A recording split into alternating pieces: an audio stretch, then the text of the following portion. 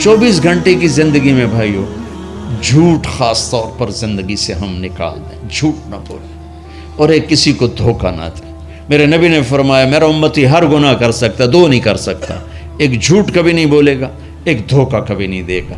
تو ہم جھوٹ نہ بولیں، دھوکہ نہ دیں، ظلم نہ کریں، زیادتی نہ کریں۔ ظلم و زیادتی سے اللہ کا غضب حرکت میں آ جاتا ہے۔ میرے نبی نے فرمایا من آذا ذمیا فقد آذانی، جس نے کسی غیر مسلم کو بھی دکھ پہنچایا تو اس نے مجھے دکھ پہنچایا۔ جس نے کسی غیر مسلم کو دکھ پہنچایا اس نے مجھے دکھ پہنچایا۔ میرے نبی نے تو اپنے ساتھ رہنے غیر مسلموں کے ساتھ اتنی رحمت للعالمین کا ثبوت دیا۔ ہم ان کے برتن بھی الگ کرتے، وہ برتن کو ہاتھ لگانے میں کہ دھو، برتن دھو کے لاؤ، اتنی نفرت کا اظہار۔ بھائیو محبت سے رہیں، اپنے کاروبار میں ہو سچ بولو، صحیح تولو، وعدہ خلافی نہ کرو، وعدے سے پھرو مت، کسی کو دھوکہ نہ دو، کسی کو فراڈ نہ کرو۔ بازار کا دین سچائی ہے، صحیح تولنا ہے اور دھوکہ نہ دینا ہے۔ گھر کا دین ماں باپ زندہ ہیں، ان کے پیر دھو لو، ان کی دعائیں لے لو۔ گھر والے ہو اپنی بیوی سے حسن سلوک کرو، گالی دینا، تانے دینا، طنز بولیاں، اپنے گھروں کو آگ نہ لگاؤ۔ ہمارا جوائنٹ فیملی سسٹم ہے، ماں باپ کو اپنا مقام دو، بیوی کو اپنا مقام دو۔ ہمارا سسرالی معاشرہ ظالم ہے، درد سے کہہ رہا ہوں ظالم ہے، ہمارا سسرالی معاشرہ ظالم ہے، چاہے دیندار کہلاتے ہوں، چاہے دنیا دار کہلاتے ہوں، چاہے پڑھے لکھے کہلاتے ہوں، چاہے ان پڑھ کہلاتے ہوں، ظلم ہے۔ میں کہاں سے اس کی تعویل کروں؟ اگر ماں باپ کی طرف سے زیادتی ہے اپنی بیوی کو بچاؤ، اور کہیں بیویاں ایسی زوردار ہیں کہ وہ گھر کو آگ لگانے پر آئی ہوتی ہیں، اگر بیوی زیادتی کرے تو ماں باپ کو بچاؤ۔ یہ تمہارا کام بیچ میں ایک پل بننا ہے، دونوں رشتوں کو جوڑنا ہے۔ جس طرف بہنوں کی طرف سے زیادتی ہے بیوی کو بچاؤ، بیوی کی طرف سے اپنے دوسرے رشتوں کو بچاؤ۔ ہم اس میں افراط ہوتا یعنی کمی زیادتی کا شکار ہیں۔ کچھ ماں باپ کے پریشر میں بیویوں پر ظلم اٹھا دیتے ہیں، اور کچھ بیویوں کے پریشر میں ماں باپ کو ذلیل کر دیتے ہیں۔ یہ دونوں انسانیت سے دور کی چیزیں ہیں۔ بھائیو اپنے نبی کی زندگی پڑھو اللہ کو۔ میرے نبی کی ایک حدیث سناؤں، میرے نبی نے فرمایا یہ جو میرے مدینے والے لوگ ہیں نا، یہ بڑے اچھے ہیں۔ ان کے گھر میں جب کسی کی ڈولی اترے نا تو اسے یوں لگتا ہے جیسے میں اپنے ماں باپ کے گھر ہی آ گئی۔ یہ چند دن پہلے میں نے حدیث پڑھی تو مجھے بڑا مزہ آیا کہ میرا تو مستقل مضمون میں بیان کرتا رہتا ہوں۔ آپ نے فرمایا کہ یہ جو میرے انصار ہیں مدینے والے، ان کے گھر میں کسی کی ڈولی آ جائے تو اسے یوں لگتا ہے جیسے اس کو اپنے ماں باپ اور ساس سسروں میں کوئی فرق ہی نہیں نظر آتا، کہ یہ ایسے اچھے اخلاق کے لوگ ہیں۔ چلو اگر یہ نہیں ہو سکتا تو کم از کم یہ نفرت تو نہ ہو، لگائی بجھائی، لڑائی جھگڑے، طلاقوں کی شرح بڑھ چکی ہے صرف زبان کی بدتمیزی پر، صرف زبان کی بدتمیزی پر، صرف زبان کی بدتمیزی پر طلاقوں کی شرح بڑھ چکی۔ بھائیو اپنے اخلاق سے اپنے رشتوں کو جیتو۔ ماں باپ کا دل جیتنا ہے، بہن بھائیوں کا دل جیتنا ہے، اپنی بیوی کا دل جیتنا ہے اچھے اخلاق کے ساتھ۔ بیوی کے ذمہ خاوند کا دل جیتے اچھے اخلاق کے ساتھ، ساس سسر کا دل جیتے اچھے اخلاق کے ساتھ، اپنے بہن بھائیوں کا دل جیتے اچھے اخلاق کے ساتھ۔ میرے رب کی قسم تم چپ رہنا سیکھ لو، عزت تمہارے قدموں میں آ کے گرے گی۔ جواب نہ دو، چپ ہو جاؤ، اللہ عزت تمہارے قدموں پہ لا کے کھڑا کر دو، تمہارے قدموں میں آ کے اللہ عزت کو گرائے گا۔ اولاد کو عزت دو، اولاد کو عزت دو، اولاد کو عزت دو، ان کو ٹائم دو، پھر یہ ساری زندگی تمہارے غلام بنے گے۔ 3 سال کے بچے کو اسکول میں دھکا دے دیا، آیا تو ٹیوشن والے کے پاس بھیج دیا، اور خود اپنے مزے کیے، تو یہ اولاد کبھی تمہاری نہیں ہوگی۔ انہیں ٹائم دو،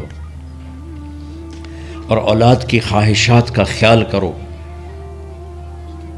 ان پر ایسے ماں باپ ہونے کی ایسی دھونس مت جماؤ۔ آج کل اولاد نافرمان ہے، آدھا قصور ماں باپ کا ہے، آدھا اولاد کا ہے، کہ یہ وہ شفقت اور وہ محبت اور وہ ٹائم نہیں دیتے، اس سے آگے بات خراب ہو جاتی۔ اور ایک بڑا حساس موضوع ہے، رشتے ناتوں میں اولاد کی رعایت کرو۔ اپنی اولاد کی پسند ناپسند کا خیال کرو، ان پر مسلط مت کرو۔ اولاد سے کہتا ہوں کورٹ کی شادیاں نہ کرو، عشق معشوقی کی شادیاں نہ کرو، یہ 99.9% ناکام ہو جاتی ہیں۔ زندگی اور چیز ہے، عشق معشوقی اور چیز۔ اپنے ماں باپ کی دعائیں برکتیں لے کر شادی کرو۔ لیکن ماں باپ سے کہتا ہوں اگر کہیں بچی کہہ دے میں نے نہیں کرنی یہاں، تو اللہ کے واسطے اس کی رعایت کرو، اس کو گائے بھینس نہ بناؤ کہ جس قلے نال مرضی جا کے بن چھڈو۔ انسان ہے، جانور نہیں ہے، انسان ہے۔ زندگی جس نے گزارنی اس کی رعایت کرو، اس کی رعایت کرو۔ اولاد سے کہتا ہوں ایسے لو میرج اور گرل فرینڈ بوائے فرینڈ ہمارا کلچر نہیں ہے، یہ ہلاکت اور تباہی کا راستہ۔